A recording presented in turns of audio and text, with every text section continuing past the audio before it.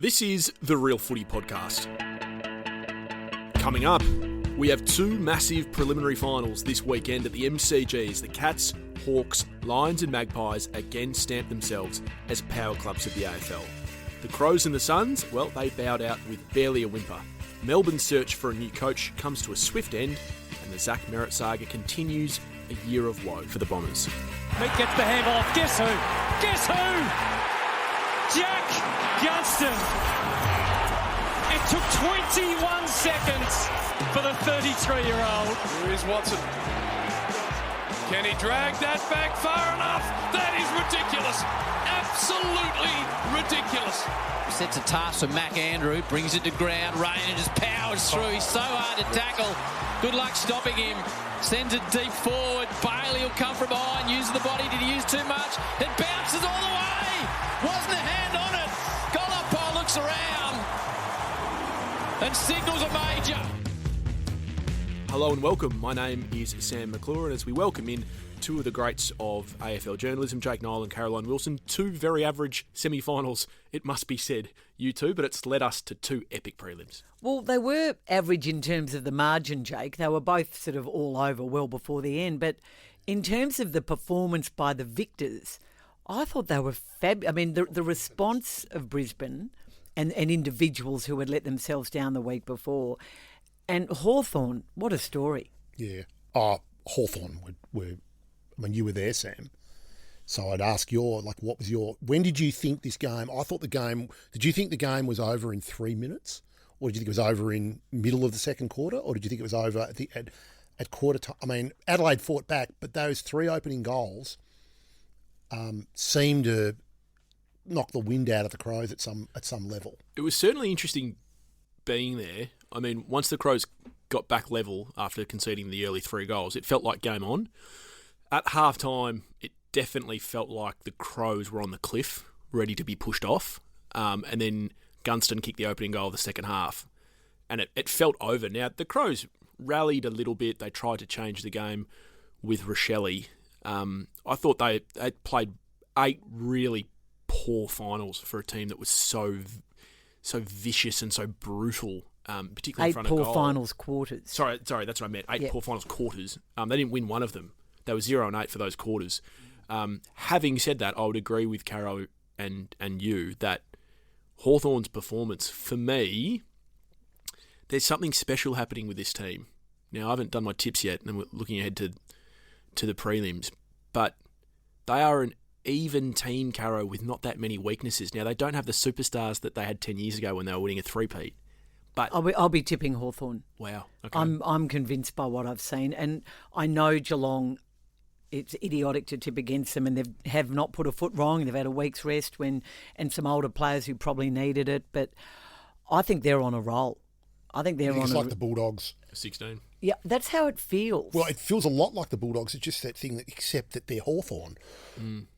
They're not the Cinderella, are they?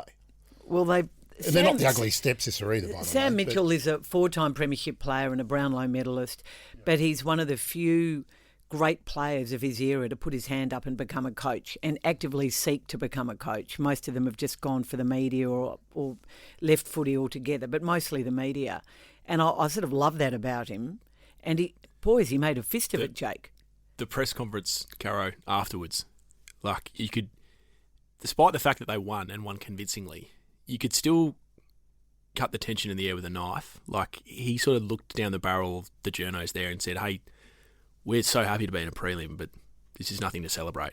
We haven't done anything yet." It was just, and even being in the rooms afterwards, there were a lot of high-fivings, and it was great seeing the guys with their families and celebrating, but there was just this feeling in the air at Hawthorn. Oh, Jake, there's Geelong more to be are achieved. Annoyingly good, and hopefully it's our turn to get rid of them. Yeah. That game, I struggled when I was writing on Saturday for some piece on Sunday, and I struggled to think of a preliminary final that feels more epic in advance. Now, you don't know what's going to happen in the game, but in advance. Now, Carlton Essendon 99 ends up being that. Yeah, but it wasn't before the game. No. It was like they got no chance, and there wasn't even 90,000 at the game. Whereas you look at this, good luck getting a ticket if you're not, if you don't get in the queue today or whenever it is. Was it a Collingwood Hawthorn prelim or a Collingwood Geelong prelim? There was a Collingwood Geelong prelim. There was a Collingwood Geelong prelim when Geelong.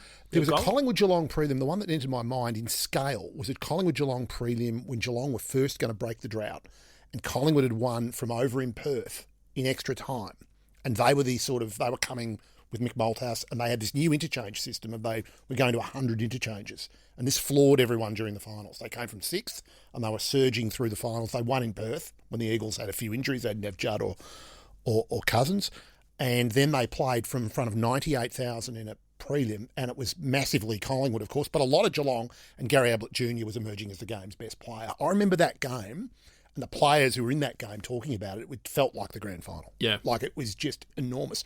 Geelong won by 5 points, and they went, that's the beginning of an era, really. But I don't think it felt like this. This feels bigger because of the histories of the clubs. Is there still genuine hatred between the two clubs, Caro? Oh, yeah. Yeah. I know it might not be like what it was 5-10 years ago, but there's still a lot of feeling, isn't there? I think there. I mean, yes. But I think there's genuine.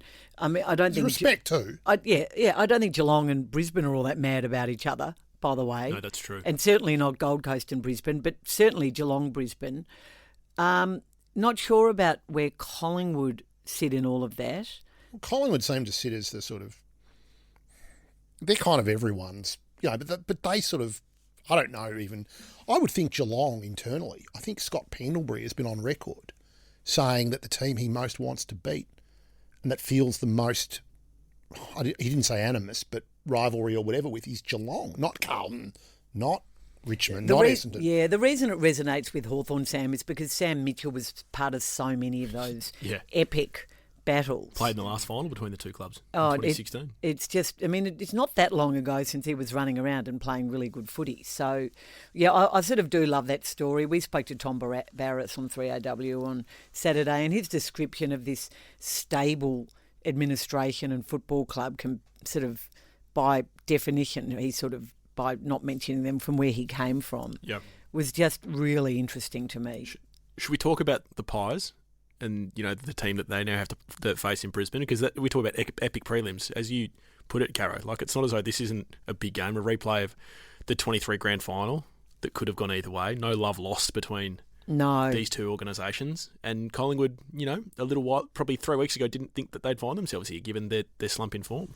It's hard to fall into the trap, isn't it, of, we've sort of forgotten about Collingwood because we're now saying, Collingwood under the radar. Yeah. Well, funny thing, but they have been, because people are now going, well, they beat Adelaide, which now doesn't look as incredible as it did 2 weeks ago. And Brisbane made pretty good work of them not long ago at the MCG. Yeah. And, Brisbane are banged up, though. So, but then Collingwood are banged up too, and they've got some big selection calls to make, Jake, which... Yeah. Well, I think if I had made a prediction, and we can postmark this, I would say... And you can tell from what's being said by the club. Jake Niall, the aged chief football writer, on Monday before the game. No. You can tell from what Collingwood have said. Jeremy Howe, very likely to play. And I don't think they'll go with Bobby Hill. I don't think they can go. Don't think they will. No. Well, and they shouldn't. I don't think they. If you have two not players, fit enough, Sam. I'm with you. It's just not what I'm hearing from Collingwood. That's all. Well, they shouldn't. Well, I don't think they will, because I think his physical conditioning. Has he done enough work in a block to get? You got to remember, you have to play. If you pick him as the sub, you have to assume that you get an injury in the first 3 minutes of a game, and if that happens, can he run out a game? He looks skinny to me. I feel that I will say they might go with him on grand final day if they get there. I feel that that's a possibility, but I don't think that. Well, that would be my call. Yeah. But it was even, I was just down at Collingwood and Steele Sidebottom was talking, and it was interesting. He mentioned the fitness guy, Jared Wade, who's a bit of a guru. Yeah, who Craig McRae's referenced a few times. Yeah, publicly. And he said, well, Jared Wade, he mentioned not just McRae, but Jared Wade making this call. So when you are talking about a conditioning thing as being, I think that, and Pete Ryan wrote about this, and he was filling in for Michael Gleeson in the 4 Points column about the equation of whether you play Hill or not. What do you think, Sam? Yeah, I wouldn't play Hill this week. I'd wait. I just think it's interesting to see what they do with Howe. I know internally they've been toying whether to play Howe as the sub this week. Because you talk about conditioning. Well, if you go back through Jeremy Howe's last half a dozen games, he doesn't finish a whole lot of them. So they're worried about him from a fitness perspective, but he offers Caro so much leadership-wise and experience-wise that they really feel like players walk taller when he's out on the field. So whether that means he potentially comes in as a sub, I think is a possibility this week. Yeah, and he's so good for them structurally. So Mason Cox will play. Yes, I don't think there's any doubt there. It's shaping. McStay doesn't. Is that? I think that unless Myercheck's injured, or that they drop Membry, which would be controversial. He's Not been really. quite poor. Yeah. But he seems like structurally that's what they want from him. He's probably more hit up than McStay is, and McStay hasn't been taking the pack mark. So it feels like their team's relatively settled apart from the Howe and the Hill conundrums. Look, the two games that were played between these clubs now feel to me, what's the saying, as relevant as the War of the Roses. Like, those games do not mean much now. The game that Collingwood played off the back of Gather Round, where Brisbane was on a 5-day break and they won by, 9 goals or something? Yeah. Irrelevant. And then the next time they played, Lachie Neale got 36. Yeah. And Brisbane had their midfield just smashed Collingwood. And Collingwood were awful. And Collingwood had Bobby all those Hill things. and Jeremy Howard just come back. And Jordan De Goey. Jordan De Goey was not fit. Had just come back. Frampton, who's now playing pretty well, wasn't playing. McCreary wasn't playing. He's actually important. He's important. There was a bunch. There's 5 players, I think, that weren't playing from that game, 4 or 5, and De Goey being the big swing. Because De Goey's a September force. And you saw and that. the management of him, which we've read about, has been extraordinary. Can we before we I don't want to leave Adelaide completely. I was going to say we should touch on the 2 losers. So Taylor Walker, of course, his last grand final was a disaster. He had a shocker, and so did the club. He had a shocker again. He did. He looked so slow. He was good the week before. Yeah, he was really good against Collingwood. He nearly kicked 2 very good goals. I agree. He didn't have his best game, Cara, but he's a long way off their problems. He's a long way off. No. I'm just wondering what you would do. Would you give him another contract? I wouldn't personally, just because I don't want to see Taylor Walker finish his career playing 10 games in the SANFL.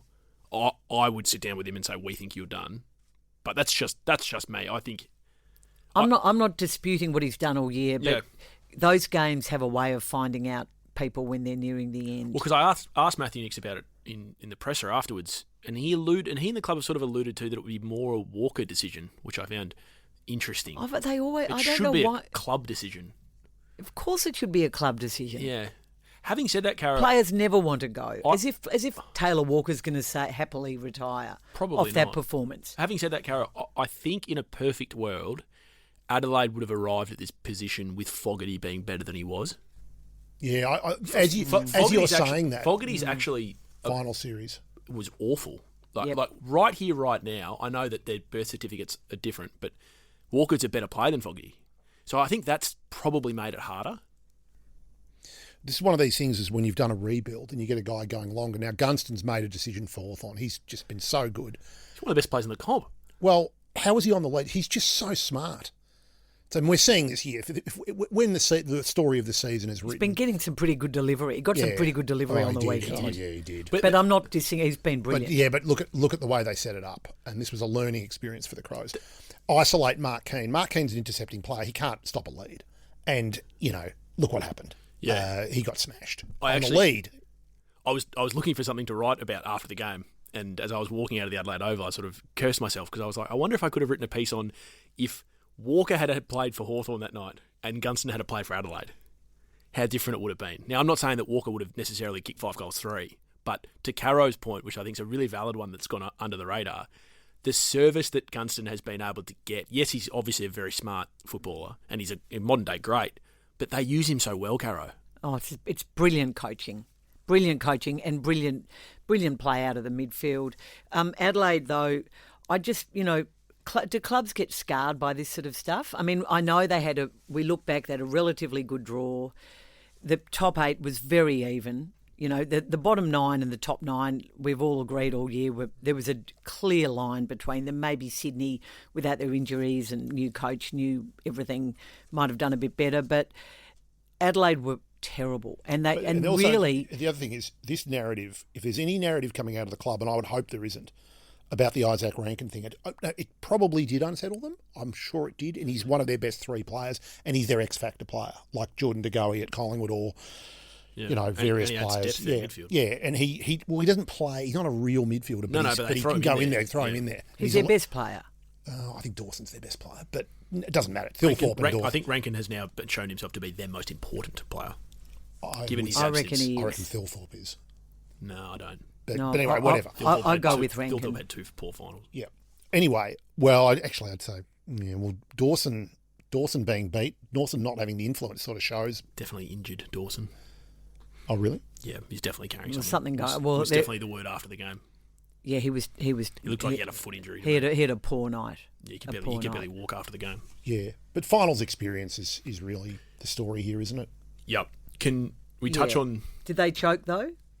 They seized up a bit. It felt like the fumbles and the drop marks and the tentative marks and the no overlap run, Caro. Like I know finals are different with contested footy, but they just didn't. They didn't look as ominous going forward as they had. Can we just touch on the Suns quickly? Yep. I know this is a little left field and I'm probably in the minority here, but I look at this finals campaign. Like the Suns really cost themselves late in the year. That lost to GWS at home and then losing to Port in that last game. They win one of those and they finish top 4. They get a free hit at Adelaide, who they probably would have beaten. I don't think so. I don't agree. The Crows were awful, Jake.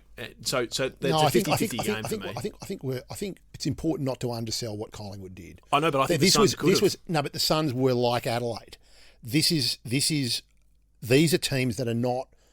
The Suns got Fremantle, and the particular circumstance that game. They had Damien Hardwick, who knows what he's doing, but they were not. That game against Brisbane was more indicative of a typical new finalist, and what the Crows served up. They were meeting the Crows on more level terms. Sam makes a valid point. I mean, had they that stupid loss to Richmond at Marvel, shocking, which I still can't explain. Yeah, but I think, and then that stupid loss to Port Adelaide. Awful. And I know Damien Hardwick had a crack at the umpires, but here we're saying they're going to beat Adelaide when they couldn't beat Port, who are nowhere near Adelaide. But I don't agree. I don't think that would have happened. Okay, I think we're looking back on the Collingwood game. Could it be that the Collingwood game has unravelled Adelaide somewhat, and then Hawthorn they're down on their knees, and then Hawthorn have finished them off. That's how I see it. That's true, but in a separate development, the Gold Coast, at their best, and they were at their best a lot this year, and they made mincemeat of Brisbane not very long ago. They should have been a top 4 team. Let me rephrase what I was going to say, Jake, and that is, had they not choked at the end of the home and away season, they would have finished top 4, and they would have had a free hit at a home preliminary final. Yeah. That's all I'm saying. Well, I'll just say this to be very clear on what I think, which is that the best 4 teams are the best 4 teams, and that Adelaide were not a top 4 team, Gold Coast were not a top 4 team, and that Adelaide the teams first. I don't think they were a top 4 team. They finished first, Jake. You can't say they're not top 4 team. They finished first. I can say whatever I like. They were 3 games ahead. That's my assessment. They were 3 games ahead of the next one, weren't they? No. They were a game ahead of Geelong. A game ahead of Geelong. And they were 2 games ahead of Collingwood. You don't think they were a top 4 team? Nope. I thought it was 3. Okay, sorry about that. Well, they did play a lot of the bottom teams twice. However, the fixture was a huge factor, and it's a compacted 8. And they were very healthy too all year. They only got injuries late. One player goes out. Everyone's talking about Rankin. Hawthorn are playing without their best player. Without Day. Yeah. No, it's just the teams that have done it and are resilient. They just front up. It's not we're in a panic because we don't have Rankin. No, and the Gold Coast. Gold Coast were great against Fremantle. Yeah, hopefully they're better for the run. Gold Coast get a massive pass mug. They made finals finally, and they won one on the road. So you got to give them a big tick for what they've achieved. And I thought they had no energy. They looked like a team that had come back from Perth. They looked like a team that was still just got off the plane. Yeah, they did. And were jet lagged. I mean, they couldn't. Cameron Rayner, I'm watching the game going, gee, they're having trouble sticking tackles. And then on the broadcast they said Cameron Rayner's equaled Dustin Martin's record for broken tackles. I'm like, okay. Having said that, the way that Ben King started the match, I thought, hang on, we might have a game here. Until Harris Andrews until they decided to put their best defender on the best forward. Who would have thought? What was that about? They like isolating Andrews. They like trying to get him free. A little bit like how they use the Hawks. He's a hell of a player. Harris Andrews. He's a gun. He's a dead set gun. He is. And I'm borrowing this from my friend Richard Hines, but the Scottish suitcase, McCluggage, he had a good game. after being tagged out against Geelong. He responded. Yep. As did Rayner. All right, when we come back, we're going to have a look at some of the major off-field stories that are dominating the headlines. Boy, oh boy. We're online all the time. Just search Age Real Footy on Facebook or Twitter. Yeah, I'm not trying to embarrass you at all, but in terms of the Essendon fans, they've had not much to cheer about at all. So they're watching tonight going, well, I think it might have last night's shows, and you know what it's like, media, there's talk. Are you just absolutely unequivocally putting that to bed and saying that's just made up, that stuff? Yeah, I'm all in. I'm contracted for 2 more years. I'm the captain of the footy club. I've got so much trust in Brad and what he's doing, and I really want to see that through, and that plan through. The strategy is a bit longer than I probably would hopefully have liked when I signed 4 years ago, but I think it's pretty clear now. As I said, these kids are coming through, and I want to taste that ultimate success with the footy club. There he is, Zach Merrett, in an interview with Fox Footy not that long ago. He was pledging his loyalty to Essendon and Brad Scott, and how things have changed, Caro and Jake. We're now wondering if Zach Merrett will turn up to the Essendon Best and Fairest. Which he's going to win. Well, we think, unless the club manipulate it. If Robert Wall, someone said to me, someone at Essendon said if Wolsey was the coach, do you think he'd be winning the Best and Fairest? Do you think they'd find a way for Archie Roberts to poll a few more votes, I wonder? Well, look, this is what's so fascinating about this story is that it's been PR moves at all sides, hasn't it? Yep. I mean, you've got the Protoro camp, which is... he's pretty conflicted, that manager, isn't he? Because he manages Sam Mitchell, he manages Zach Merrett, very, very close with Jared Ruffhead, who is Hawthorn's key recruiter or list guy, whatever he is. Yep. Now, we now believe this has been going on. You could add, not to overstate this, but I think he's got a very strong relationship with Craig Vozzo. Right. Yes. Well, wouldn't be too great at the moment. So clearly the Merrett camp leaked the fact that he'd met Mitchell. That's my belief. I agree with and that. then you get a couple of key players coming out and criticising. 3 now. And three now because McGrath's come back from overseas and he's talked about the hurt and disappointment. So, you had that quite an emotional and lengthy letter to members from David Barham. Was that on Friday? Yeah, and So shots have been fired. Essendon trotted out the 2 players. A few things here. I was talking to Essendon on Tuesday late afternoon, early evening, and I actually asked 1 or 2 people there, has he met with Hawthorn yet? And the assumption I was making was that this was inevitable because he'd been linked to Hawthorn, and the way that Zach Merrett has approached things, I thought that was very, very likely to happen. And they said they didn't bat an eyelid. They said, well, maybe, but not yet. And it turned out it was that night.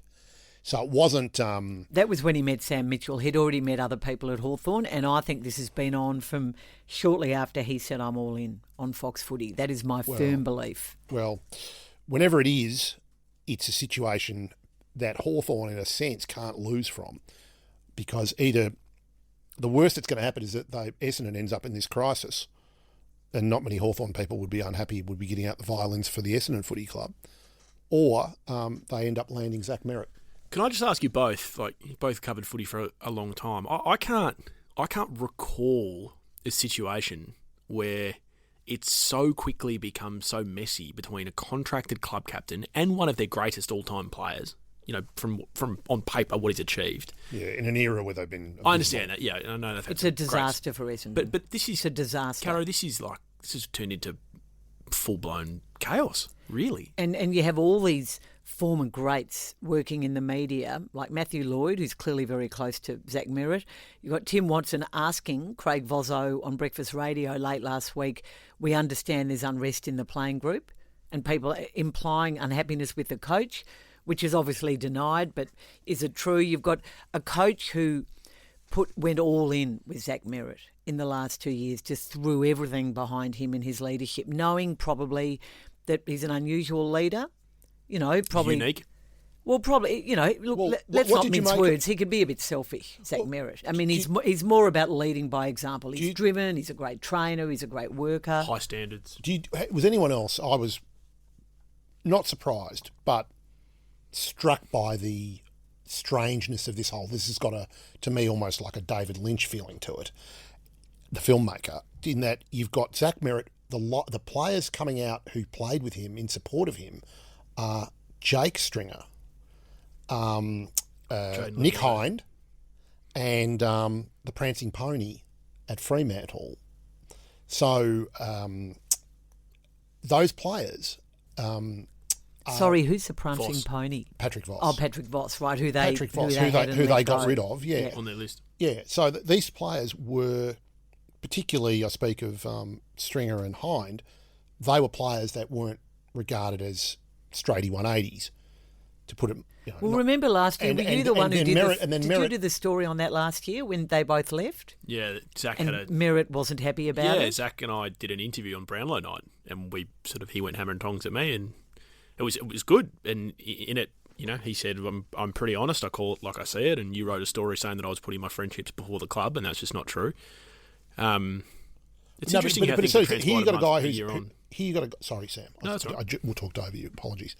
There was a sense that these guys are not the straight arrows. And Zach Merrett's like Nathan Buckley or something, gets compared to for peeling the skin off his chicken or weighing his food or whatever he does. A completely driven tennis player type professional. Yeah.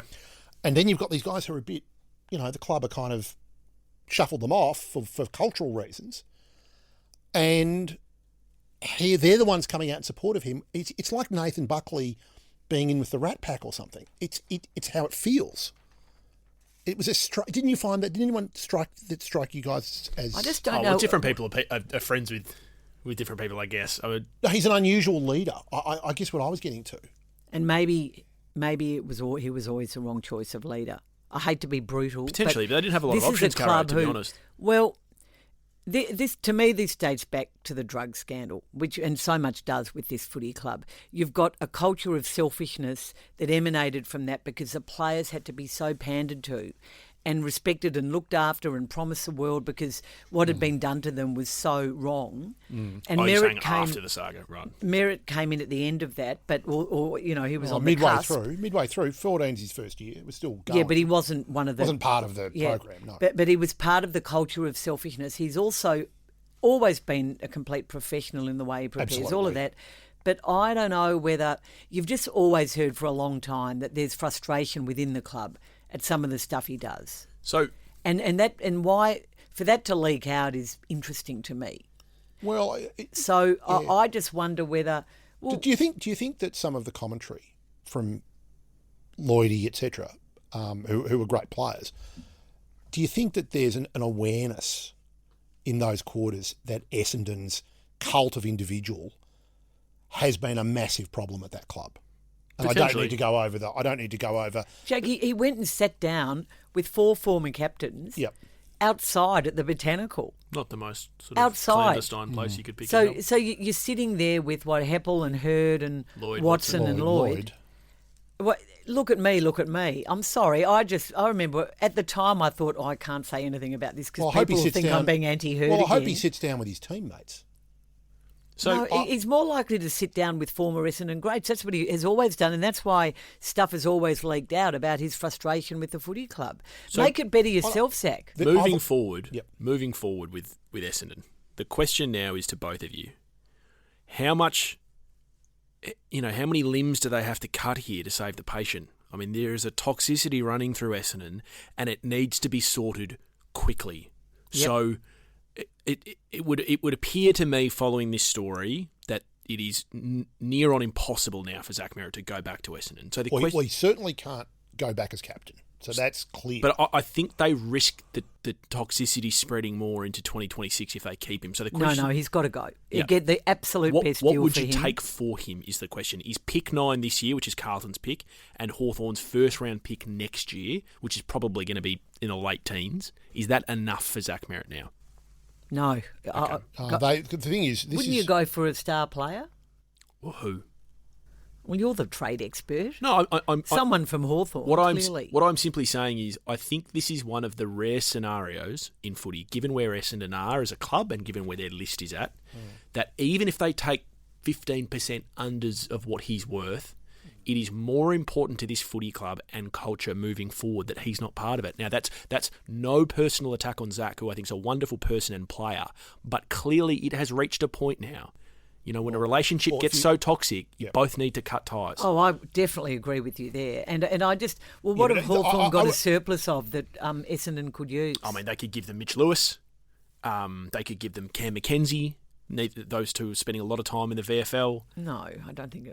I'm talking on top of the picks. Right. Okay. But you know, now I know it's said it's not supposed to be a great draft this year, but they say it's meant to be an amazing draft next year. Well, you go back to the last time something this dramatic happened, and it was even more dramatic actually, but it wasn't a club with 900,000 supporters, was the Bulldogs when Ryan Griffin walked out. Yeah, and they got Tom Boyd. And that blew up the coach, actually, who was sacked shortly thereafter. And they then targeted Tom Boyd. So one of the plays here, and you could see this with Carlton potentially happening with Charlie Curnow, is you aggressively go for one of the players at the opposition, you go to their management, and you say... You sell it. You say, no, here's a deal for a big number. Kalshadir. Whoever it is, right? I'm not saying who it is. That's who I'd go for. Whoever it is. Okay. Whoever it is, and you say, here's a big deal, and it will be an arm and a leg for it'll wrench Hawthorn, but Hawthorn, you know, live by the sword, live by the. That's what's. Well, as Brad Scott said, the gloves are off. If you want to play at that game, we'll play at it too. Well, but are they as good at it? We'll see. Potentially not, but I think. Well, and has Brad Scott been diminished by this? Well, given he was so chips in on Merrett. He's been. I would say he's been hurt. Absolutely hurt in the short term. If this turns, Brad Scott to me has got 2 years. I don't think Essendon Footy Club have got much choice but to back him in for 2 years and then decide whether that's what he's contracted for. And everyone knows their list isn't good enough, and see if he can get them somewhere in that 2 years. And if he can't, I think there'll be a lot of people. David Barham won't be the president for very long because they've got Andrew Welch sitting there on the board, and they've got Dean Solomon sitting there. And I'm told, interestingly enough, Caro, that internally, one thing that came up was Dean Solomon, who has a history at the Gold Coast, raised the counterexample of internally of David Swallow. Yep. David Swallow, who's look what happened in that last game, and then look at what that guy did at that football club, and then look at Zach Merrett. It doesn't. Yeah, it doesn't bode well. I mean, the person out of this who's come out looking worst is Zach Merrett. Agree. I unfortunately agree. And the longer this goes and the messier it gets, and I'm not saying this is fair, but it's gonna impact his legacy. I remember someone saying to me, one of the younger brethren, when Nazaya re-signed with St Kilda, oh, well, there goes the trade period. No interest now. It's gotten spicier, hasn't it? So you go Kalshadir? Oh, I love Kalshadir, and they're losing Draper. And another big block. I mean, I think he's a beautiful player. He's a young player. It would hurt Hawthorn. That'd hurt, wouldn't it? I'd go for the picks and try to get a player. The problem with picks is that Essendon supporters will say to you, yeah, well, the last time we had picks like that, we got Hobbs and Sardis, so it doesn't really work out for us. Hey, speaking of spicy, Stephen King to coach Melbourne. Yeah, Jake, can I be a bit facetious? Yeah, go.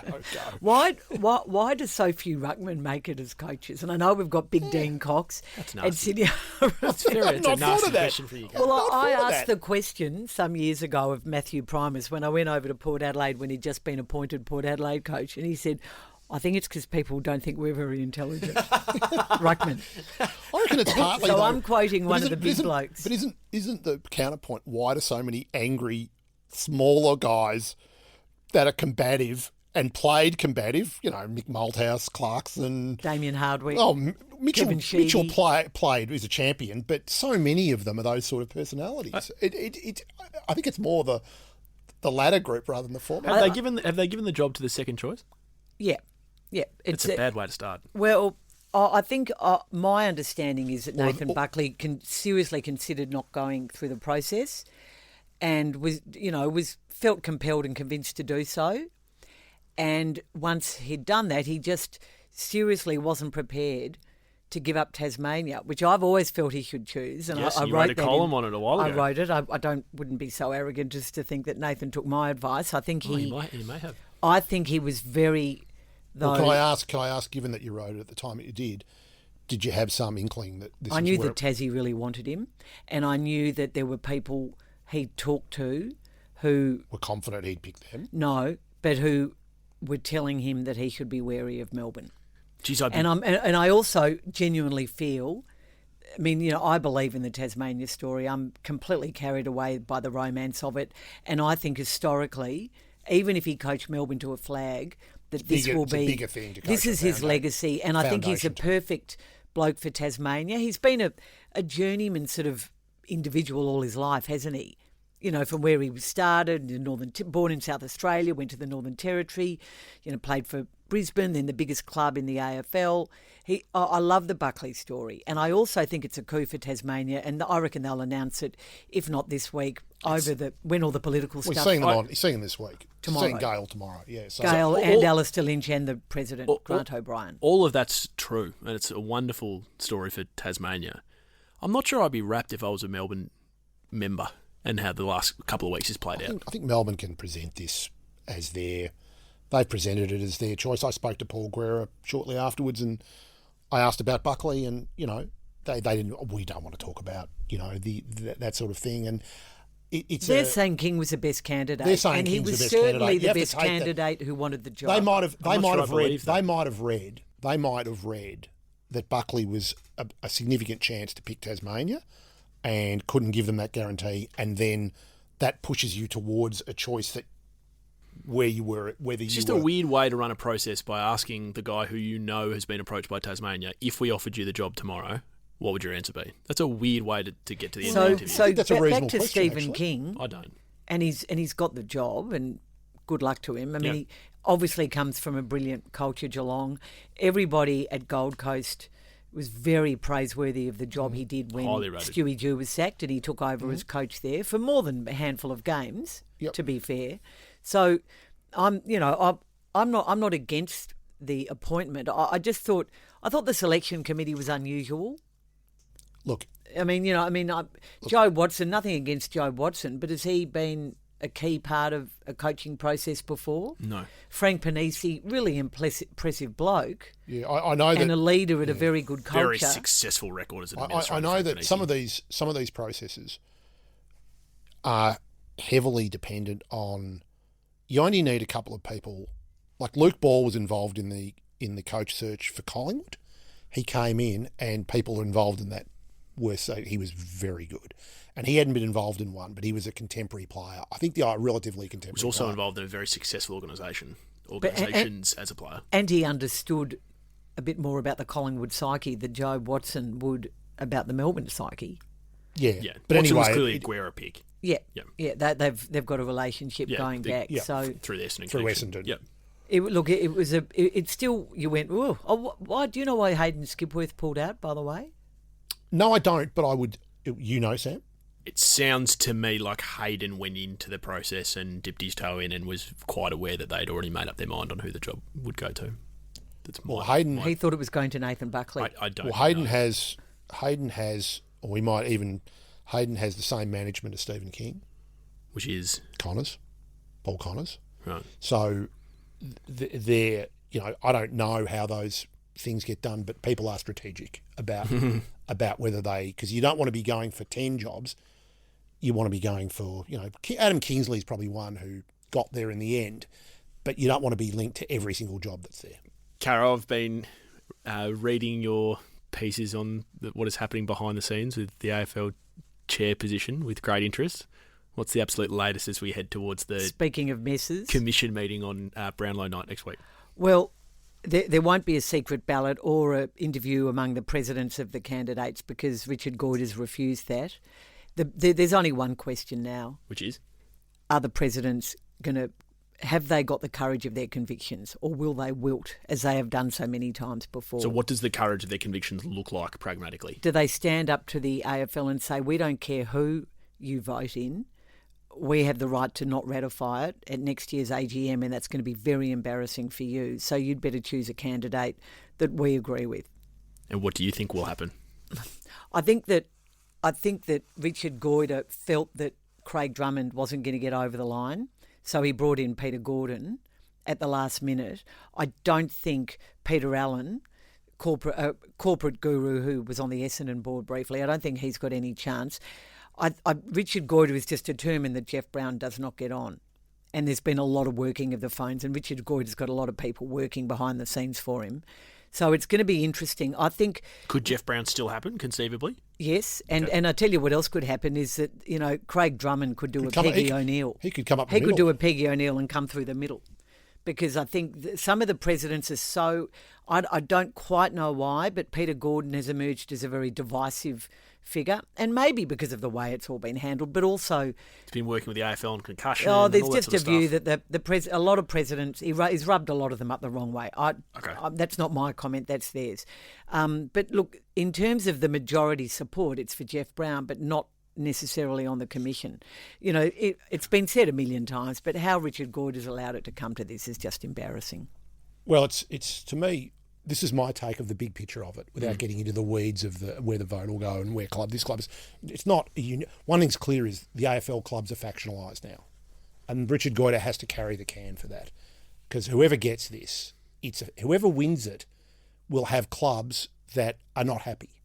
That is not a great outcome to me, in the sense that it is now it's not just for a factionalised commissioner, it's for the chairman. For the chairman. So one of the distinctive things here is that the clubs are not supposed to elect the chairman. The clubs are supposed to elect the commission, and because they didn't have a successor and no one inside the commission wanted that role, seemingly, if Andrew Ireland had been tapped 5 years ago, this might have been averted, or someone like that. Another Richard Goyder mistake. Whatever, right? Or Lee Matthews or whoever, right? So people that people could agree on. So what ends up happening is, under the leadership of Richard Goyder, Gillan McLachlan is the dominant figure, and he's the person that is the dominant figure in the AFL landscape. And they both failed to groom a definite successor for him as an executive and a leadership, someone to succeed Richard Goyder. So there's two things that happened there. So what's happened is you have a power vacuum at the AFL Commission, and someone is going to come in and fill it. And that's where we're at. Okay, good stuff. To be continued. To be continued. Quick questions is next. Get access to every episode as it drops. Hit subscribe wherever you get your podcasts. The Adelaide captain, something to get behind. Very deliberate, but a grubber from O'Brien. O'Brien, the big ruckman, couldn't kick the ball inside 50. He's had a shank. Look at the ball drop. It goes sideways. Hits him on the ankle. That was a disastrous kick. You can see the frustration. All right, a little bit of time for quick questions, and we start with the Crows, who went out in straight sets. So they've missed out on Nazaya. They've missed out on Draper.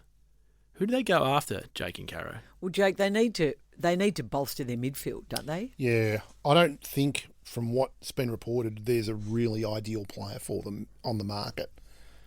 Left field? Yep, go for it. Clayton Oliver. Yeah. They were entertaining 2 top 10 picks for him 2 years ago. It cost you an eighth of that now. It cost you a lot of money, though. He's on 1.3 or 4. Yeah, 1.3. you get Melbourne to pay 600 of it. Get him for 700. Which they'd probably happily do. He's worth the risk, I think. For a team that, as you put, is desperate for midfield depth, Caro. They don't grow on trees, these gun mids. Is he worth the risk? I think the answer for me is yes. I'm not saying it's a definite. How old is he? Clayton Oliver will be 27. He needs a good pre-season, but he is young, isn't he? Yeah. I mean, he's at the right age. Yeah. There's been a reluctance. His form slowly improved, but he's been going much better off the field, is my understanding. Yeah. There's been a huge improvement in him off the field. He's settled. And so it's an interesting one, because Melbourne will be tantalised by both if that offer came. But they definitely need something in the midfield. The midfield just is not up to the standard of the best teams. Caro, I heard you on 3AW address this, so I'll give you the chance to do it again. Was it adequate for Bailey Smith to apologise to Alison Wind, by the photographer, that is, by text message after his outburst? And you were also going to ask me whether the Cats' response was appropriate. Sorry, yes, no, it wasn't good enough. It took too long. And I'm not hearing enough out of Geelong that tells me they are truly contrite about what happened. And it was the second time he's apparently had a crack at her.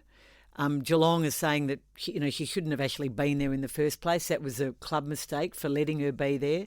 They talk again about the fact that he was having, this physio attention, and you could see parts of his body. Well, if he didn't want to be photographed, why did he do it out on the ground? I mean, Pete Ryan covered this really well in his column the other day. Pete was amazing.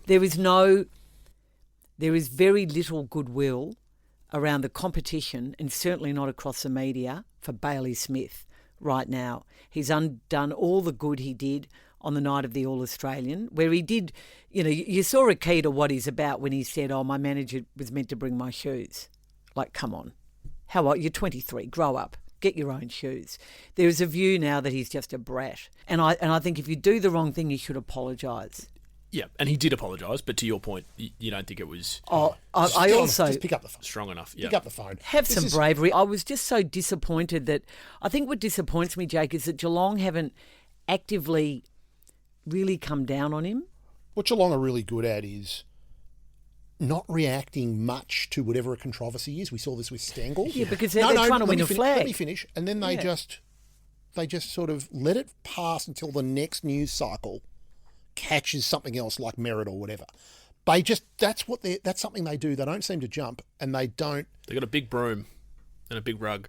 They're good at non-reaction. That's how I put it. It's totally deliberate. I think of course it is, and they've got the best out of this guy who's been brilliant for them. Don't get me wrong, I applauded him on the All-Australian night for what he said and the effect he will have on other kids who have mental health issues. But I thought it was great in the sense that it was. I want to give him some praise here, and amid all the criticism, which is I share, is that what he did is important in that he's actually a social media influencer. So he would have a positive influence on people. That it's okay to acknowledge that you were in trouble. Not only in trouble, Struggling. but He abused that influence last week. Yep. For the record, I think there might be another Victorian hailstorm past both of them in the Brownlow. I think Noah Anderson's going to win it. Question 3: will the Prime Minister be getting on the beers with the Hawks hierarchy? This is referencing your most excellent column, Sam. Tell people the story. Quickly, briefly. for people that haven't read it, Andy Gower is the Hawthorn president, Ash Klein, the CEO, and a few other Hawthorn key members were invited back to Kirribilli House last weekend after the Hawks beat the Giants at NG Stadium in Western Sydney. And Andy Gower was in the Uber on the way there, thought I can't turn up empty-handed, and went into a bottle-o and bought a slab of VBs and turned up to the Prime Minister's house with a slab of VBs. Couldn't find a good bottle of Penfolds or something? No, I asked him that, and he said I thought it was most appropriate for a Canberra and New South Wales-based PM that I bring him some Victoria. They had a meeting down here too. They had a dinner at, I think it was at one of the Crown places. Was it? Yeah, they had after. I think it was mid or late last year. Anyway, Albanese caught up with Gowers, Klein, and Mitchell. My understanding is that the Prime Minister is aiming to be there on Friday night at the MCG. Yeah, and I can tell you who else will be there based on unless I've missed Richard Miles. Richard Miles, who I know well from school. He is a massive. People, can I just say, people who went to Geelong Grammar, they don't call it Geelong Grammar. They say school. I know several members of my family went there, and they talk about school. They do. They do. I've just outed myself. Have I just tapped into something? Well, everyone knows where the deputy PM went to school. Yeah, okay. I don't know. Yeah. Anyway. Well, you do now. I do now. Anyway, know he's a very big. They say school. So, he was at school. They do. They do. They do. That's actually very funny. Anyway, he's a massive Geelong supporter, as you would expect. So if he's not in the Middle East or wherever, well, he wouldn't be there. If he's not in PNG or wherever they are going next, I would imagine he'll be at the function. Carol, if I get invited to your house one night, I'll bring over something nicer than a slab of VBs. And lastly, which prelim final will draw the bigger crowd? That's an interesting question. I reckon Collingwood. Really? I reckon Collingwood. Hawthorn Geelong. I reckon Hawthorn Geelong. Yeah. I think they'll be both. Bigger than 95. Both close 90. Both over 95, you think? Wow. Collingwood got against the Giants more than 97,000 against the Giants. Now, is that the one the Giants won? No, that's the one Collingwood won by a point. Geelong supporters banging on about having to get down from Geelong to the game. People are already asking me about Geelong Hawthorn tickets. Yeah. So the Hawthorn fans, they got 88,000 to the Easter Monday game, which is a record, and it was the highest crowd of the year, home and away. I'm not dissing Hawthorn Geelong supporters, but sounds like you are. Collingwood. No, I just think more Collingwood Brisbane people are going to turn up. Let's see next Monday when we talk again. I'll be back. You two will be back. Yep, we will. We'll talk about school again then. Thank you for joining us, Cara and Jake. Thank you to everyone, including Channel 7 and Fox Footy, for the audio we use this episode. As always, if you'd like to get in touch, you can do so via email, realfootypod@theage.com.au. Please don't forget to subscribe, rate and review wherever you get your pods. The Expert Tips podcast will return on Thursday when Pete, Ryan and Andrew Wu take you through the 2 prelims. Caro won't be invited because she's 1 from 6. We'll see you next Monday.